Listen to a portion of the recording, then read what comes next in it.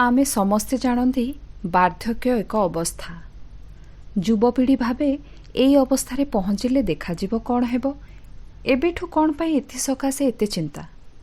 किंतु चिंतार विषय एही जे सेई अवस्थारे पहुँचिले से समस्यार समाधान पाई रास्ता बाहर करबाकू ना बल थाए ना बयस थाए ना थाए मनर क्षमता। तेणु सेई समस्यार समाधान पाई आमको एबेठु पदक्षेप नेबाकू पड़िबो। एठी मु बारंबार गोटे समस्यार शब्द उपरे जोर देउछि। आपण माने भाबुथिबे कौन से समस्या जहा पाई आमको आजिठु सजग हेबार अछि आउ किछि पदक्षेप नबार अछि। मु मिताली आज नहीं आसी श्रीजुक्त रामचंद्र पाढ़ीଙ୍କ द्वारा लिखित शेष निश्वास गल्पटी, एक वृद्ध दंपतिकर हृदय विदारक कहानी, जहाँकि आपण मानकु बाध्य करिबो समय थाउ थाउ समस्यार समाधान खोजिबाकू। चलंतु सुनिबा। भुवनेश्वर शहीद नगर थिबा राजउआस सदृश विशालकाय प्रासादर एक कोठरीर चारिकांथ भितरे निर्जनतार प्रहरी मानक घेରରେ महांती बाबू एकाकी चुपचाप निजर अति प्रिय दामिका चौकी उपरे बसी अतीतर पृष्ठा को खंगाळुथिले। निसंगता बारंबार तांको एकाग्रता को अस्थिर करुथिला। निर्जनतार निर्यातना जंत्रणारे से एकाकी अहरह छटपट हेउथिले। केबे केमिति निसंगता तांको जीवन को अख्तियार करिनेला से भी जानी पारि नथिले। किंतु आजी काहेकि जे निसंगता तांको एते व्यतिव्यस्त करुछि से बुझी पारु नाहांती। महांती बाबूंको ए प्रासाद किछि वर्ष आगरु एमिति निर्जन मनीष शून्य नथिला।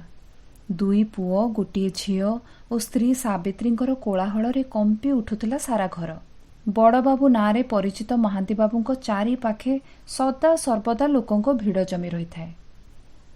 आज से भिड़ कालर कराल गर्भरे हजि जाइछि। कोलाहल ध्वनि को निशब्द परास्त कर देछि। जीवन संघर्षरे से जड़े पराजित योद्धा, वर्तमान समय स्रोतरे क्लांत होई पड़िथिबा मनीषटीए। बार्धक्य चादर तले थिबा तांको रोगाग्रस्त शरीर केबेठु शक्तिहीन होई जाइछि। निर्बल निरुपाय महांती बाबू चुपचाप रहिबाकू बाध्य थिले सागवान खटर नरम मलमल गदी उपरे पड़ी रहिथिबा मृत सावित्रींको शरीरकू। तांको कंठरे आउ से पूर्व गर्जन नाही, जो गर्जन सारा ऑफिस दोहली जाउथिला। ना अच्छी शरीर रे से सामर्थ्य। केवल आखि दीटी ही सक्षम थिले केई टोपा लुह बुहाइबाकू। से निरंतर झराई चली लुहकू। लागुथिला मरुभूमिर उत्तप्त भूइरे संघर्ष करी बोही जाउथुवा छोट झरणा टिपरी। काली भଳି लागुछि जेतेबेले से ओडिशा प्रशासनिक सेवा परीक्षा रे उत्तीर्ण होइथिले। सेदिन सतरे जेमिति गाँ लोकंको पई से भगवान पालटी जाइथिले। गाँ भूइरे तांकर पाद लागु नथिला। समस्ते कांधी कोळेई तांको गाँ सारा बुलाउथांती। बेक फुलमाଳରେ भर्ती आउ स्त्री लोकमानको हुळहुळी रे गाँ चारिदिग कंपी उठुथिला। बापा भी बलद बिकी सेदिन पूरा गाँ को भुजी देइथिले।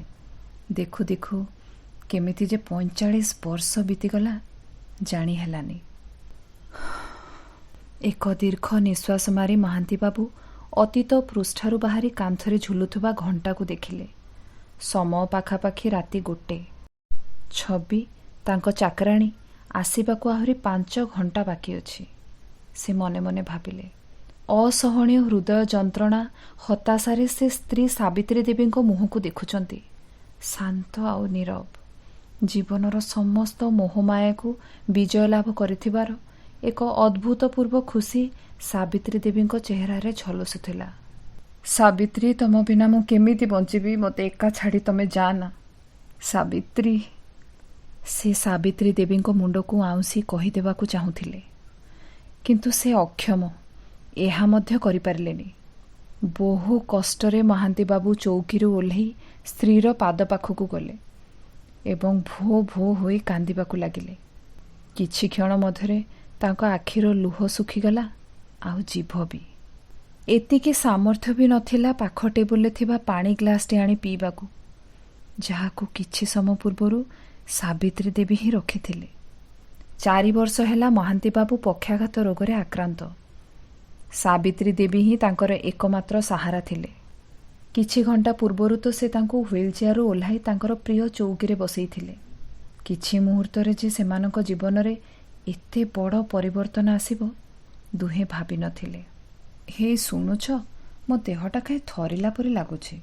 ତମେ ଏଇଠି ବସି ଟିଭି ଦେଖୁଥାଅ, ମୁଁ ଟିକେ ଗଡ଼ତଡ଼ ହେଉଛି। ଉଠିଲେ ଦୁହେଁ ମିଶିକି ଖାଇବା। ତାଙ୍କ ଚିରାଚରିତ ମିଠା ହସୁଆ ମୁହଁରେ ମହାନ୍ତି ବାବୁଙ୍କ ପସନ୍ଦର ଗୀତଟି ଟିଭିରେ ଲଗେଇ ଦେଇ ସେ ପାଖ ଖଟରେ ଶୋଇପଡ଼ିଲେ।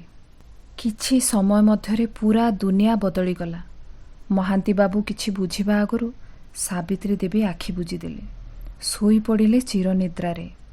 ସେ ଅସମର୍ଥ ହେଲେ ପାଣି ଟିକେ ସାବିତ୍ରୀ ଦେବୀଙ୍କ ମୁହଁରେ ଦେବା ପାଇଁ, ମୁଣ୍ଡକୁ ଆଉଁସି ଦେବା ପାଇଁ, ଫୋନ୍ କରି ଡାକ୍ତରଙ୍କୁ ଡାକିବା ପାଇଁ।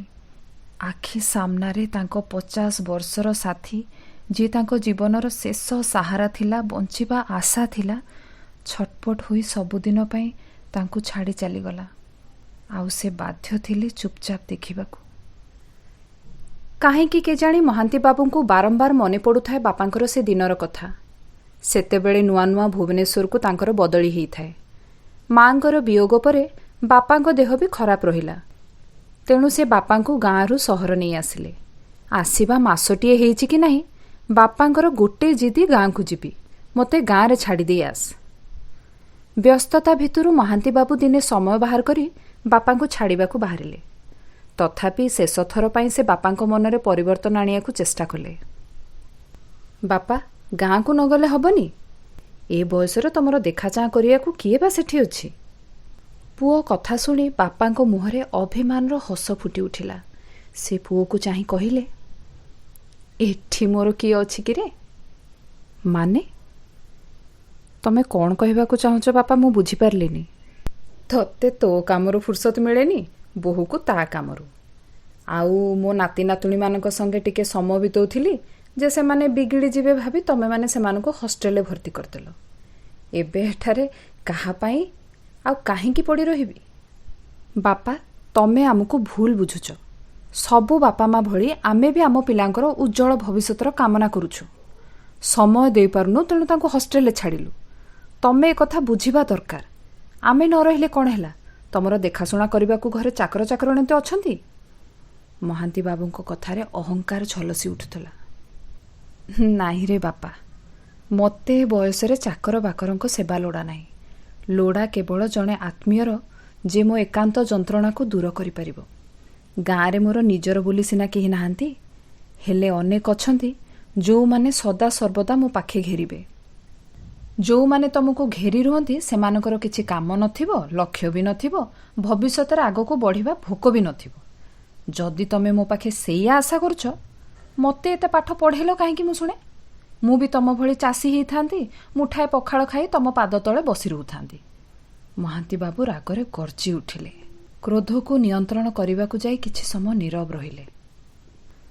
ଜାଣିଥିଲେ ପିଲାମାନେ ପାଠ ପଢ଼ି ବଡ଼ ମଣିଷ ହେଲେ ବାପା ମାଠୁ ଦୂରେଇ ଯାଆନ୍ତି, କିନ୍ତୁ ଏତେ ଦୂରେଇ ଯିବେ ଜାଣିନଥିଲି। ମୁଁ ଯେଉଁ ଭୁଲ କରିଛି, ତୁ ସେ ଭୁଲ କରନି। ସମୟକୁ ଆୟତ କରି ଶିଖ। ସମସ୍ତଙ୍କୁ ସମୟ ଦେବା ଶିଖ। ସମୟ ଅଣାୟତ ହେଲେ ପରିବାର ଭାଙ୍ଗିଯାଏ, ସେ ଚାଷୀର ହଉ କି ବଡ଼ ବାବୁର। ଏ ବୟସରେ ଚାକର ଚାକରାଣୀ ନୁହଁରେ ପୁଅ, ନିଜ ଆପଣାର ଲୋକଙ୍କ ସଙ୍ଗେ ରହିବାକୁ ମନ ହୁଏ। ଏ କଥା ତୁ ଏବେ ବୁଝିପାରିବୁନି। ବାପାଙ୍କ କଥାକୁ ତା ଭଳି ଶିକ୍ଷିତ ବଡ଼ବାବୁ କେମିତି ବା ମାନି ଯାଇଥାନ୍ତା? ତା ମାନେ ବାପା, ତମେ କହୁଛ ପିଲାଙ୍କୁ ପାଠ ପଢ଼ି ଶିକ୍ଷିତ କରିବା ମୋର ଭୁଲ। ନିଜ ସ୍ୱାର୍ଥ ପାଇଁ ପିଲାଙ୍କୁ ଅଶିକ୍ଷାର ଅନ୍ଧାର ଭିତରକୁ ଠେଲି ଦେଇ ତାଙ୍କ ଭବିଷ୍ୟତକୁ ନଷ୍ଟ କରିଦେବି, ଏଇଆ ତ? ଏସବୁ ମୁଁ କରିପାରିବିନି। ମୁଁ ସେ କଥା କହୁନି ରେ ପୁଅ। ଶିକ୍ଷା ସହିତ ଛୁଆଙ୍କୁ ସାମାଜିକ ଜ୍ଞାନ ବି ଦରକାର। ଶିକ୍ଷା ମଣିଷକୁ ଶିକ୍ଷିତ କରିପାରେ, ଭଲ ମଣିଷ ନୁହେଁ। ଭଲ ମଣିଷ ହେବା ଜ୍ଞାନ ସେ ତା ପରିବାର, ବଡ଼, ବୟୋଜ୍ୟେଷ୍ଠ, ଗୁରୁଜନ ଓ ଆଖପାଖ ପରିବେଶରୁ ପାଇଥାଏ। ତୁ ତ ପିଲାଙ୍କୁ ଏଥିରୁ ବଞ୍ଚିତ କରିଦେଲୁ। ଚାରି କାନ୍ଥ ଭିତରେ ସେମାନଙ୍କ ଶୈଶବର ଚପଳତା ବନ୍ଦୀ ହେଇଗଲା। ସେମାନେ ହଷ୍ଟେଲରୁ ଶିକ୍ଷିତ ହୋଇ ବାହାରି ପାରନ୍ତି, କିନ୍ତୁ ଜ୍ଞାନୀ ହେବେନି। ତୋ ଭଳି ବଡ଼ ଅଫିସର ହେଇପାରନ୍ତି, କିନ୍ତୁ ଭଲ ମଣିଷ ନୁହେଁ। ସେମାନେ ଯାହା ବି ହୁଅନ୍ତୁ ନା କାହିଁକି, କିନ୍ତୁ ମୁଁ କେବେ ବି ସେମାନଙ୍କ ଉପରେ ଈର୍ଷା କରିବିନି। ତମ ଭଳି ମୁଁ ତାଙ୍କ ଚଲାପଥରେ ବ୍ୟାଘାତ ସୃଷ୍ଟି କରିବିନି। ସେ ରାଗରେ ଲାଲ ପଡ଼ିଯାଇଥିଲେ। ଅହଙ୍କାରଗ୍ରସ୍ତ ମହାନ୍ତି ବାବୁଙ୍କ ଆଖିରେ ବାପା ସାମାନ୍ୟ ଚାଷୀଟିଏ ଥିଲେ, ଯିଏକି ନିଜର ଅବାନ୍ତର ଯୁକ୍ତିରେ ଜଣେ ଉଚ୍ଚ ଶିକ୍ଷିତ ବଡ଼ ବାବୁଙ୍କୁ ହରାଇବାକୁ ଚାହୁଁଛି। ସୁନାର ହରିଣ ପଛରେ ଭଗବାନ ରାମ ବି ଦୌଡ଼ିଥିଲେ। ମିଳିଲା କ'ଣ? ସୀତାଙ୍କୁ ହରାଇବାର ଦୁଃଖ ଆଉ ଯନ୍ତ୍ରଣା। ମଣିଷ ବି ଜୀବନଯାତ୍ରାରେ ତାର ଛାଇକୁ ହରାଇ ପାରିନି, ଆଉ ଭାଗ୍ୟକୁ କ'ଣ ହରାଇବ? ତୁ ଯାହାକୁ ମୋର ଈର୍ଷା ଅଭିମାନ ଭାବୁଛୁ, ତାହା ମୋ ଭଳି ବୃଦ୍ଧମାନଙ୍କର ଯନ୍ତ୍ରଣା ତୁ ହୁଏତ ବର୍ତ୍ତମାନ ବୁଝିବାକୁ ସକ୍ଷମ ନୁହଁ। କାର୍ ପହଞ୍ଚି ଯାଇଥିଲା। ବାପାଙ୍କୁ ଗାଁରେ ଛାଡ଼ି ମହାନ୍ତି ବାବୁ ନିଜର ସମସ୍ତ ଦାୟିତ୍ୱରୁ ମୁକ୍ତ ହୋଇଯାଇଥିଲେ। ଜୀବନରେ ଏତେ ବ୍ୟସ୍ତ ହୋଇଗଲେ ଯେ କେବେ ବାପାଙ୍କ ମନର ଭାବନାକୁ ବୁଝିବାକୁ ସମୟ ହିଁ ପାଇଲେ ନାହିଁ। ଯେତେବେଳେ ସେ ବୁଝିଲେ, ସମୟ ତାଙ୍କ ପାଖରେ ନଥିଲା। ସମୟ ବଦଳିଗଲା, ବାପା ବି ଆଉ ନାହାନ୍ତି, କିନ୍ତୁ ସମୟର ଧାରା ଆଜି ତାଙ୍କୁ ବାପାଙ୍କ ସ୍ଥାନରେ ପହଞ୍ଚାଇ ଦେଇଛି। ଯେଉଁ ସନ୍ତାନମାନଙ୍କ ପାଇଁ ସେ ଦିନ ରାତି ଅକ୍ଲାନ୍ତ ପରିଶ୍ରମ କରି ଏ ଧନ ସମ୍ପତ୍ତି ଜମା କରିଥିଲେ, ସେମାନେ ବି ପାଖରେ ନାହାନ୍ତି। ଜଣ ଜଣ କରି ସମସ୍ତେ ଚାଲିଗଲେ ବିଦେଶକୁ, ନିଜ ବର୍ତ୍ତମାନକୁ ଦଳି ଚକଟି ଭବିଷ୍ୟତକୁ ବିଳାସପୂର୍ଣ୍ଣ ଗଢ଼ିବାକୁ, ଭାଗ୍ୟ ହାତରେ ଅତୀତକୁ ଛାଡ଼ିଦେଇ। ଯେମିତି ସେମାନଙ୍କ ପାଇଁ ଅତୀତ ଅପରିଚିତ ହୋଇଯାଇଛି। ରାତ୍ରିର ଅନ୍ଧକାରକୁ ପରାସ୍ତ କରି ଆଲୋକଧାରା ପୃଷ୍ଠକୁ ଅଧିକାର କରିସାରିଛି। ଝରକା ଫାଙ୍କ ଦେଇ ପୂର୍ବ ଦିଗରୁ ସୂର୍ଯ୍ୟଙ୍କ ହାଲକା କୋମଳ ରଶ୍ମି ମହାନ୍ତି ବାବୁଙ୍କ ମୁହଁରେ ପଡ଼ିଲା। ସକାଳ ପାହିଯାଇଥିଲା। ଛବି ଆସିବାର ସମୟ ପାଖେଇ ଆସିଥାଏ। ସେ ମୁଖ୍ୟ ଦରଜା ଆଡ଼କୁ ଦେଖିଲେ। ଯାହା ହେଲେ ବି ତାଙ୍କୁ କବାଟ ଖୋଲିବାକୁ ହିଁ ପଡ଼ିବ, ନହେଲେ ଛବି ଆସିବ କେମିତି? ସେ ସେମାନଙ୍କର ସହାୟତା କରିବ କେମିତି? ସାବିତ୍ରୀର ଶବ ସଂସ୍କାର ହେବ କେମିତି? ଆଖି ସାମ୍ନାରେ ସେ ସାବିତ୍ରୀର ଶରୀରକୁ ପଚାସଢ଼ା ହେବାକୁ ଦେଇପାରିବେନି। କେତେ ସୁନ୍ଦର ମୋ ସାବିତ୍ରୀ! ସେ କ'ଣ ପୋକ ମାଛିଙ୍କ ଖାଦ୍ୟ ହେଇଯିବ? ନା ନା, ମୁଁ ତାହା ହେବାକୁ ଦେବିନି, ମହାନ୍ତି ବାବୁ ମନେ ମନେ ଭାବିଲେ। ତାଙ୍କ ଆଖି ଆଗରେ ସାବିତ୍ରୀ ଦେବୀଙ୍କ ଅତୀତର ସୁନ୍ଦର ଚେହେରା ନାଚି ଉଠୁଥିଲା, ଯେବେ ସେ ପ୍ରଥମ ଥର ତାଙ୍କୁ ଦେଖିବାକୁ ବାପାଙ୍କ ସାଙ୍ଗେ ସାବିତ୍ରୀ ଦେବୀଙ୍କ ଘରକୁ ଯାଇଥିଲେ। ତାଙ୍କ ରୂପ ଲାବଣ୍ୟରେ ବିମୋହିତ ହୋଇ ପ୍ରଥମ ଦେଖାରେ ହିଁ ସେ ବିବାହ ପାଇଁ ରାଜି ହୋଇଯାଇଥିଲେ। ଯେମିତି ବି ହଉ ମୋତେ କବାଟ ଖୋଲିବାକୁ ହିଁ ପଡ଼ିବ। ମହାନ୍ତି ବାବୁ ନିଜର ସମସ୍ତ ବଳ ଲଗାଇ ଭୂଇଁରେ ଘୋଷାଡ଼ି ହୋଇ ଆଗକୁ ବଢ଼ି ଚାଲିଲେ। ଓଃ, କି ଯନ୍ତ୍ରଣା! ଶରୀରର ଯନ୍ତ୍ରଣାଠୁ ମାନସିକ ଯନ୍ତ୍ରଣା ଅଧିକ କଷ୍ଟଦାୟକ ଥିଲା। କିଛି ପାହୁଣ୍ଡ ଦୂରରେ ଥିବା କବାଟଟା ଲାଗୁଥିଲା ସେଦିନ ବହୁତ ଦୂରକୁ ଘୁଞ୍ଚି ଯାଇଛି। ଛାତିର ସ୍ପନ୍ଦନ ବଢ଼ି ଚାଲିଥିଲା, ସତେ ଯେମିତି ସେ ଏଭରେଷ୍ଟ ଶୃଙ୍ଗ ଆରୋହଣ କରୁଛନ୍ତି। ଜୀବନର ଶେଷ ଯୁଦ୍ଧରେ ସେ ଏକା ଓ କ୍ଳାନ୍ତ। ବିଳାସମୟ ଜୀବନ ପାଇଁ କିଣିଥିବା କିଛି ନିର୍ଜୀବ ମୂଲ୍ୟବାନ ବସ୍ତୁ ବ୍ୟତୀତ ତାଙ୍କ ପାଖରେ ଆପଣାର ବୋଲି କେହି ନାହାନ୍ତି। ଲାଗିଲା ଯେମିତି ସେ ନିର୍ଜୀବ ବସ୍ତୁଗୁଡ଼ିକ ହଠାତ୍ ସଜୀବ ହୋଇ ତାଙ୍କୁ ଅଟ୍ଟହାସ୍ୟ କରୁଛନ୍ତି, ତାଙ୍କ ଅସହାୟତା ଦେଖି ଉପହାସ କରୁଛନ୍ତି।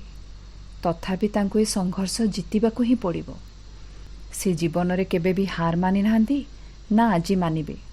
କବାଟ ସେପଟୁ ଛବିର ସ୍ୱର ସେ ଶୁଣିପାରୁଥିଲେ, କିନ୍ତୁ କବାଟ ଖୋଲିବାରେ ସେ ଅସମର୍ଥ। ଚିତ୍କାର କରିବାକୁ ତାଙ୍କ ପାଖରେ ଶକ୍ତି ନାହିଁ।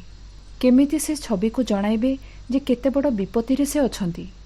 ତାଙ୍କୁ ସହାୟତା ଦରକାର, ନିଜ ସନ୍ତାନମାନଙ୍କର, ବନ୍ଧୁ କୁଟୁମ୍ବଙ୍କର। ସେ ବଞ୍ଚିବାକୁ ଚାହାନ୍ତି ପୁଅ, ବୋହୂ, ଝିଅ, ଜୋଇଁ, ନାତି ନାତୁଣୀମାନଙ୍କ ଗହଣରେ। ସମସ୍ତେ ଘେରି ବସିଥିବେ ତାଙ୍କ ଚାରିପଟେ, ପ୍ରତିଟି କଥା ବୁଝିବା ପାଇଁ, ମଲାବେଳେ ତୁଳସୀ ପତ୍ର ଟିକେ, ଗଙ୍ଗାଜଳ ଟୋପାଏ ଦେବା ପାଇଁ। ଛବିର ସ୍ୱର ବନ୍ଦ ହୋଇଗଲା। ବୋଧେ ସେ ଫେରି ଯାଉଛି ନା କ'ଣ? ନା, ତାକୁ ମୁଁ ଫେରିବାକୁ ଦେବିନି, ସେ ମନେ ମନେ ଭାବିଲେ। ଶରୀର ସିନା ଶକ୍ତିହୀନ, ମୁଣ୍ଡ ତ ଶକ୍ତିଶାଳୀ ଅଛି। ସେ ଜୋର ଜୋରରେ କବାଟକୁ ମୁଣ୍ଡରେ ବାଡ଼େଇ ଚାଲିଲେ। ରକ୍ତାକ୍ତ ଶରୀର, ରକ୍ତାକ୍ତ କବାଟ।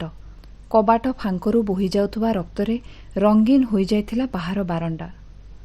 ରକ୍ତର ଚମକରେ ଲୋକ ରୁଣ୍ଡ ହେବାରେ ଲାଗିଲେ। ପୁଲିସ ବି ପହଞ୍ଚିଗଲା। କବାଟ ଭାଙ୍ଗି ଦୁହିଁଙ୍କୁ ବାହାର କଲେ। ମହାନ୍ତି ବାବୁ ହାରି ଦେଇଥିଲେ ଶେଷ ନିଶ୍ୱାସ।